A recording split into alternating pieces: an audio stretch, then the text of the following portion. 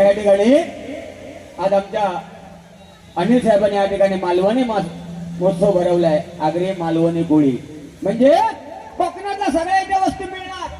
जे का कोणा गावात जाग जमत नाही त्यांना हे भाऊ घ्यायचे, लाल भाऊ हडकाचे आयुर्वेदिक भाव होते, नाचणी होत, डायबिटीस वाल्या या सगळ्या तुमका फुकट मिळताना ही कृपा कोणाची?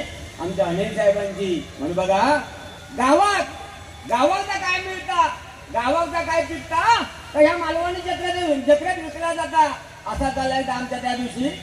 माझ्या काकाच्या पोराला लग्न केलं मुंबई. त्या पोरा गावचा कायच माहिती नाही, जीन्स पॅन्ट वाला का कायच माहिती नाही. त्या गावात गेला बस सासू काक माझी काकी आहे ती लय कडक काकी माझी. तो गेलो घेऊन तिका बायको घेऊन गेल्याबरोबर ती सासू म्हणता गो पोरा म्हणता तुका म्हणता गोटो माहिती म्हणता नाही म्हणता घराच्या समोर म्हणता गोटो त्या गोट्यात म्हणता म्हस बांधलेली तिका म्हणता गवात घालून. आता या मुंबईचा पोर गेलेला लग्न करून त्या जीन्स पॅन्ट वाला तेव्हा काय माहिती गोटो काय म्हस काय नाही का गवात काय का. त्या म्हशीत रातभर रवतो ना तोंडा घेऊन फेस काढला नव्हतो रवतो रातभर.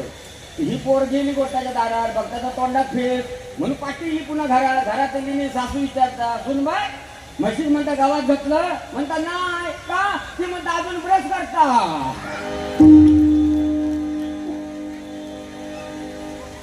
बरा तो गावात गेलो पाया पडू गावात गेलो त्याचा नवीन नवरी ना नवीन सून ती जोतो होटी भरू सुरुवात करू लागलो. होटी भरू की माझी वहिनी मोठी वहिनी म्हणता बुवा म्हणतात ती म्हणता सून या होटी भरणार काय म्हणता काय तर म्हणता ती जीन्स पॅन्ट घालून येईल काय अवतार सांगायचं. म्हणून गावात तरी गेलं हे कपडे सोडा. मी असं म्हणत नाही की तुम्ही वापरू नका, तुम्हाला जे शोभतील तेच कपडे वापरा. आणि मुलीला पण सर्व आईना एक माझी एक विनंती आहे, तुमच्या मुलीना जे कपडे सूट होतील ना तेच त्यांना घालायला द्या. आणि मुलीचं लग्न झालं ना मुलीचं लग्न झालं की तिला सांग सकाळ फोन करत राहू नका. ह्या फोनमुळे 100मध्ये 75 लोकांच्या घरामध्ये घटस्फोट व्हायला लागलेले आहे. बरं हे औषध ह्या पोरीची औषध काय माहित नाही. ती उठली की फोन करता काय गो ती तुझी सासू करता काय टवळा करता काय तू काय करू का तू घबराव ना. असो मुली सध्या समाजामध्ये मुली कमी आहेत. वा सध्या समाजामध्ये मुली कमी आहेत, मुलगे जास्त आहेत.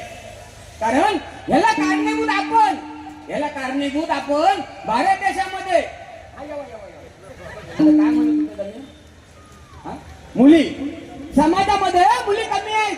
त्याला कारण का भारत देशामध्ये 40 ते 45 वर्षापूर्वी सिटी स्कॅन सोनोग्राफी मशीन आल्या. आपण धपाधप चेक केल्या आणि त्रिगुण हत्या करून टाकली.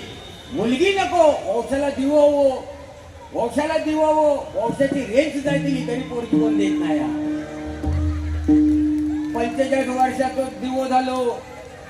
म्हणून मुलीला घडवा मुलीला शिकवा. एक मुलगी शिकली प्रगती झाली, एक मुलगी शिकते तर 2 घरांना प्रकाश देते. म्हणून बुवा मुली जगली पाहिजे, मुली वाढले पाहिजे. हे उच्चार झालं माका वाटतं. बरं बोंबाटत असे बोंबाटत ना ते काहीतरी झपाटले का बोंबाटत असो. त्या पांडुरंगाच्या चरणी माझ्या त्या कोकणातला रवाळला चरणी माझ्या ब्रह्मांचा भैरी भाव नाही चरणी कारण घालतोय. जेवढे मनसेतून तेवढे नगरसेवक उभे राहणार आहेत, सगळे निवडून येणार. प्रत्येकाने 1000 रुपये आणून टाका.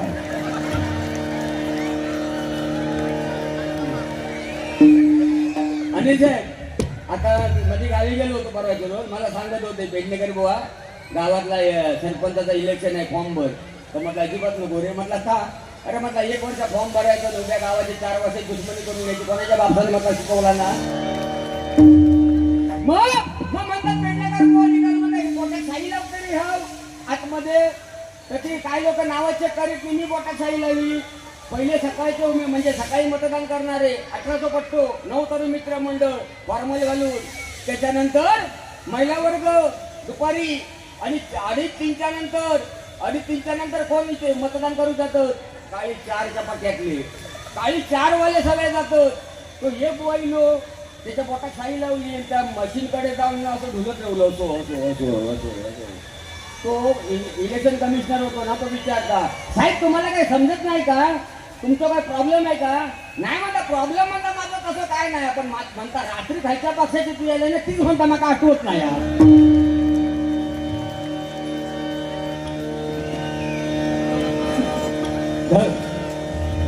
रुपाचा बंद थोडक्यात माझ्या घरी जाणार कारण कारण टायमिंगचं बंधन आहे नाही का बाबा आय लव्ह यू बाबा. बाकी तो चष्मा काढला होता का मध्ये पुन्हा वापरू लागला का मध्ये मला त्याचा फोन केला होता पेडणेकर भाऊ मला चष्मा लागलाय तर मला चष्मा तुला काय म्हटलं मला पण लागलाय. अरे म्हटलं 10 वर्षाच्या मुलांना चष्मा लागला नाही कसा नाही म्हणता चष्मा लावला की शेजारी म्हणता बुवानं म्हणता तुम्ही चष्मे चांगले दिसत नाही मग म्हणता काढून टाक म्हणता काढून टाकलं असते पण म्हणता शेजारी दिसत नाही.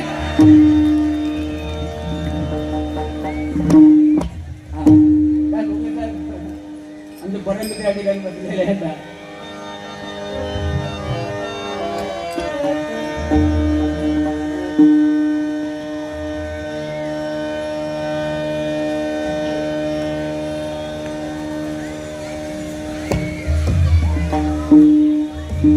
रूपाचा बघितोय भुवन मग सांगितलं की प्रभू रामचंद्र एक राजमहालात जन्मला नाही आणि एक जहलामध्ये पण तसा नाही बुवा.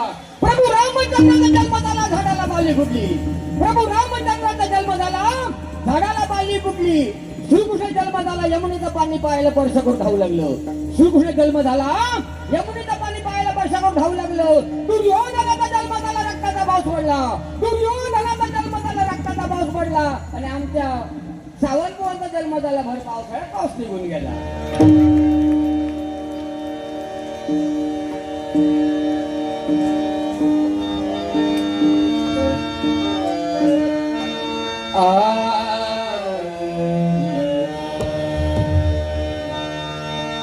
बाधा बाधा बाधा बाधा बाधा बाधा बाधा